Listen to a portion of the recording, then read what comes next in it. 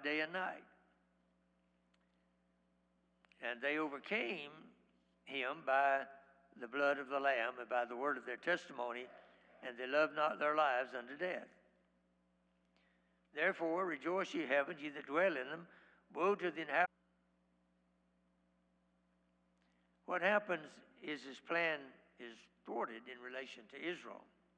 Now, with that in mind, go back to Daniel, and I'll build on that a little bit. But in the end time, I don't have the time to go into the whole thing there in Revelation 12. But what happens is Michael stands up to defend the people of God. He has a war in heaven. He wins the victory. Satan is no longer the prince of the power of the air. He's no longer in heavenly places. He's cast to the earth. The major battle is over. While he's only got a short time here, he overruns the earth. He does everything he can to destroy the people of Israel. But they are protected for a time, times, and half a time. 1,260 days, both of those indicating 3.5 years. They're protected for that time. And when this army goes out to try to destroy them, the ground group opens up, they're all swallowed. Now, Michael seems to be in charge of this whole operation, a special defender. He's going to stand up.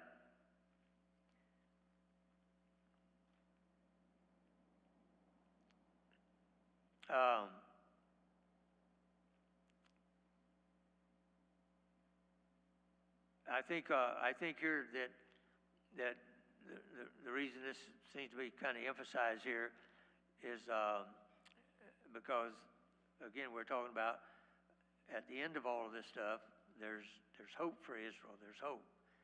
And so here is to let the people know in that time that there is going to come a time, there's going to be a day when, when you're going to be blessed and you're going to rule and reign and all that. So that brings us into what I'm calling the third point, a special deliverance. Look back in verse 1 again. And at that time, and there's that word again, that phrase, thy people shall be delivered. Israel will be delivered. Jeremiah chapter 30 says that. After it says there will come a time of trouble such as never has been in the history of the world, it says, but we shall be saved out of it. In Jeremiah chapter 30, verse 7. Verse 11 says, for I am with thee, saith the Lord, to save thee. In verse 17, that's in Jeremiah 30. I will restore health unto thee. I will heal thee of thy wounds. There's coming a time when Israel's going to be delivered. And it's going to be in that same time. Now, you may be thinking, why is the Lord dealing so severe with them? Well, you need to understand what Israel, God chose it. They were the chosen people of God. But they did not fulfill the purpose for which they were chosen. And over again, hundreds of years, they rebelled against God. They refused the Lord. And then when their Messiah came, that had been prophesied throughout the Old Testament, when their Messiah came, they not only rejected him as their Messiah, they crucified him. I mean, they crucified the very Lord of Lords and King of Kings. I mean, this was a dastardly thing they did. Any of you ever been to Israel? You ever been to the land of Israel? Have you? All right, so you saw this as we did. We were there. The Orthodox Jews hate Christians. They will not, they won't stand within 10 feet of you if they can help it. When we were there, there were times whenever I wanted to speak to one of those guys, and you recognize them because they have that dress on, that garb, and the Orthodox Jews, and the men, have that little curl that hangs down both sides of the head. So there were times whenever I would try to speak. They want nothing to do with you. They hate Christians. Now, not all the Jews in Israel hate Christians, because not all the Jews there are religious Jews. There are those secular Jews. We had a we have your free day. You have a free day there when you're in Jerusalem, and so I got a hailed a taxi and he was taking us to different places where we were wanting to go, and and I was talking with him. He said, "I'm a secular Jew." He said, "I'm not religious. I'm a secular Jew." And I said, "Well, exactly what does that mean?" I knew what he was talking about, but I just wanted him to, wanted to be sure that I did know. And he said, "Well," he said, my nationality is I'm a Jew. I'm not religious." He said, "I don't have anything to do with the laws of the Old Testament and all those kind of things." He said, by nationality, I'm a Jew. I'm a secular Jew. But he said, I don't believe that Jesus was, I don't have any thought about him at all. I don't know whether he was a promised Messiah or not, because he said, I'm not religious. Now the Orthodox Jews, those who are religious, they despise the Lord Jesus Christ. They hate him. They do not accept him as their Messiah. The leader, the guy that was the leader and the one that took us to all the places and explained the history and all that, told about it. And that guy was well educated, and I mean, he could quote whole chapters of the Old Testament, and when he's telling about the different events and all that stuff. And so I had a chance. He was sitting there on a stone wall one time, so I went over and sat beside him. And I didn't figure I was going to be able to lead him to the Lord, because probably thousands of times over the years there's been Christians that have tried that. But I asked him. I said, a person that is trained and educated, and you can quote whole chapters of the Old Testament, and you told about events, things that took place and all, and I said, it looks to me like that a person as well versed in the Old Testament as you are, that you would recognize that Jesus, the Lord Jesus, fulfilled all of the prophecies about the Messiah. And he said, I don't deny that. I don't deny that. But he said, he's still not our Messiah. I said, why do you say that he's still not your Messiah? He said, our Messiah is going to descend from heaven.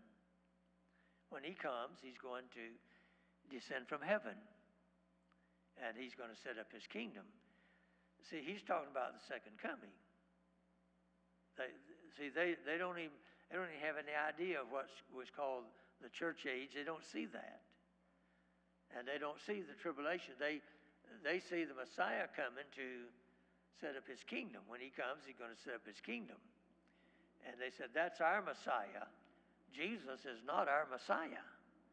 He said, your Jesus was crucified on a cross and put in a grave. I said, yeah, but he came out. He was resurrected. And he said, well, I don't believe that. I don't believe that. I don't accept him.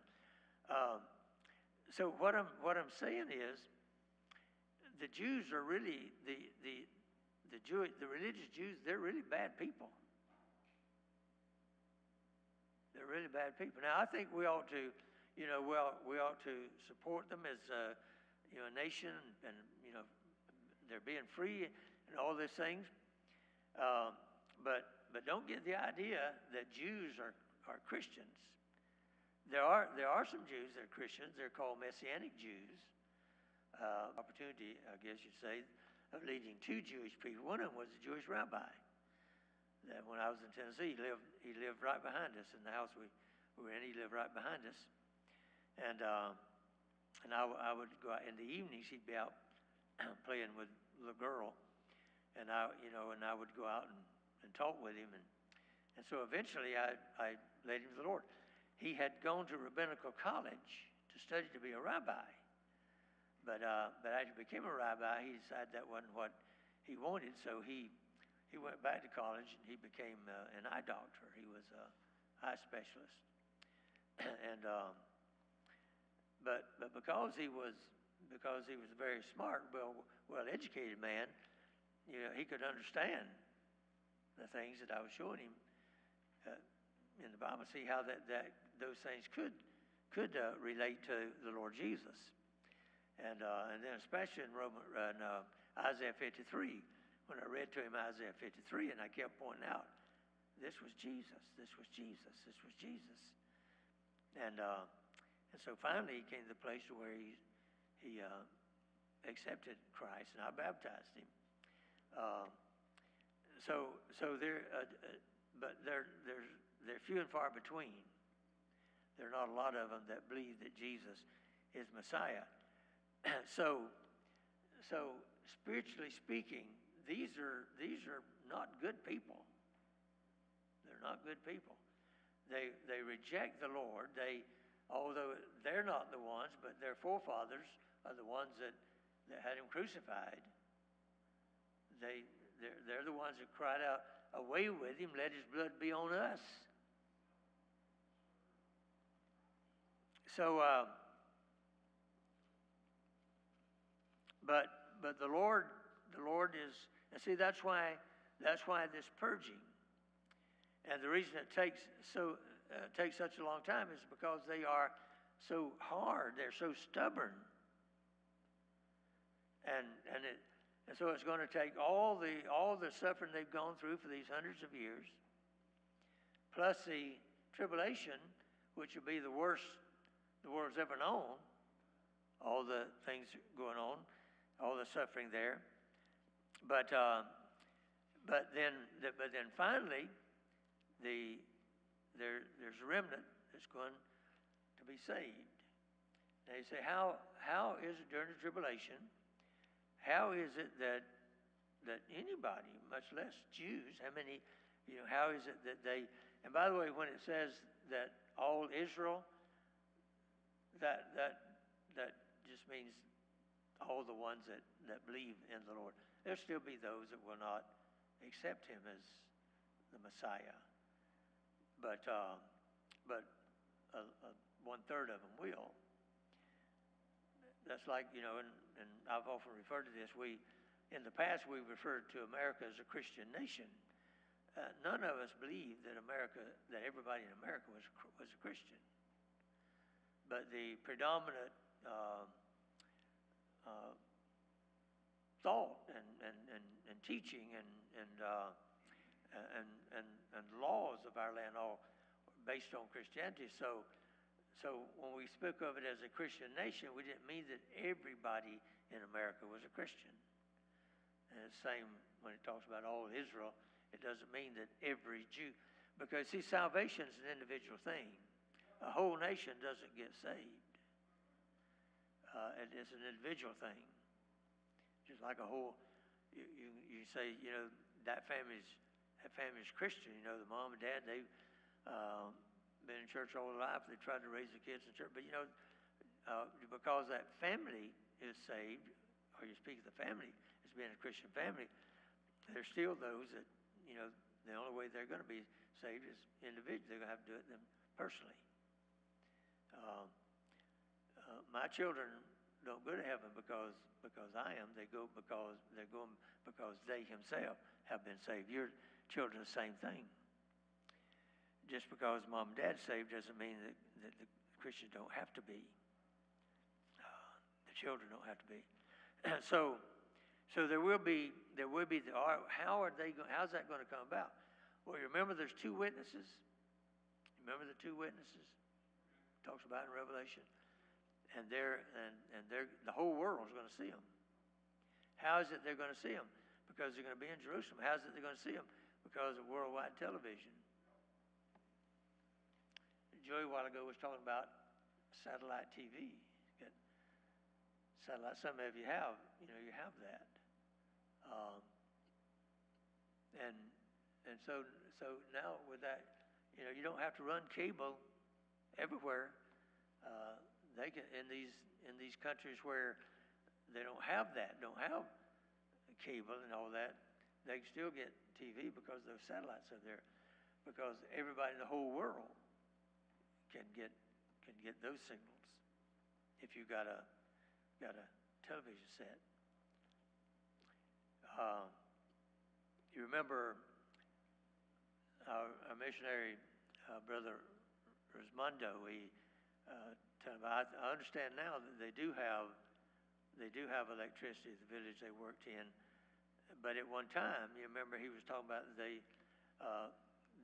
had cell phones, but they were solar powered because they didn't have electricity there to charge them. To charge the phones, they were solar powered, and but yet they can have in a place where they don't even have electricity, they can still have TV because of the solar power, and they can access that transmission from those satellites.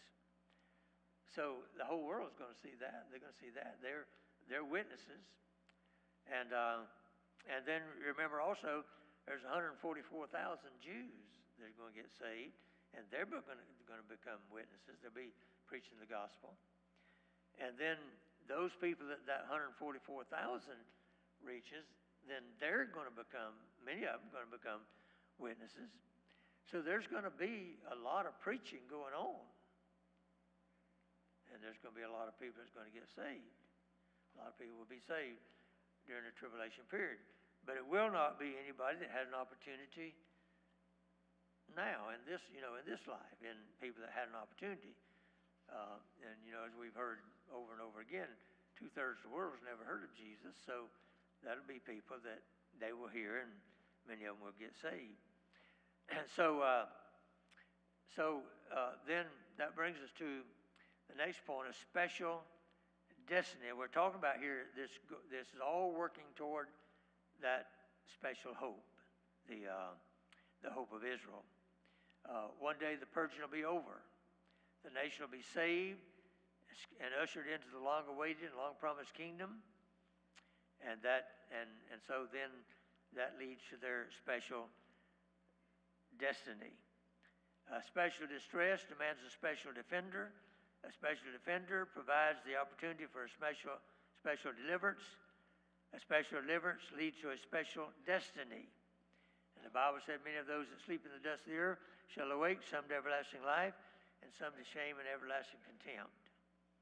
That's talking about the climax to the tribulation is resurrection. Resurrection. And so these that get saved and are martyred during the tribulation period, they're going to be resurrected. So what a glorious hope that is.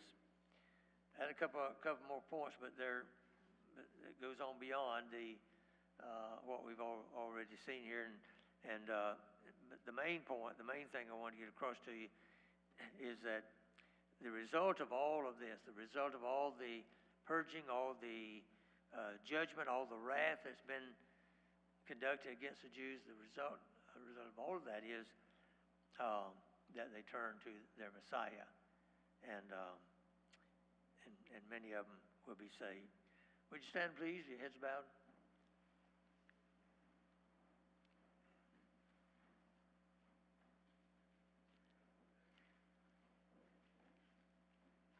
Now, I know for those of you who not usually with us, we haven't give people an opportunity here to close the service to have a time of prayer. A lot of needs that we've got listed here on our prayer list, and some have mentioned some things tonight to add to it. So we want you to take advantage of this time right now in closing here, and to pray about things that's on your heart. Pray for our service this Sunday. Pray the Lord bless, give us a great day. Pray for the safety of our young people as they come back on Friday. Pray that during the time they're there, they'll see many spiritual victories, and then any needs that you have. If you want to come to the altar, you're welcome to do that. If you'd rather just stay where you are, if you want to be seated and pray, you can do that. So we're going to spend the next few minutes in taking our needs here to the Lord in prayer. So.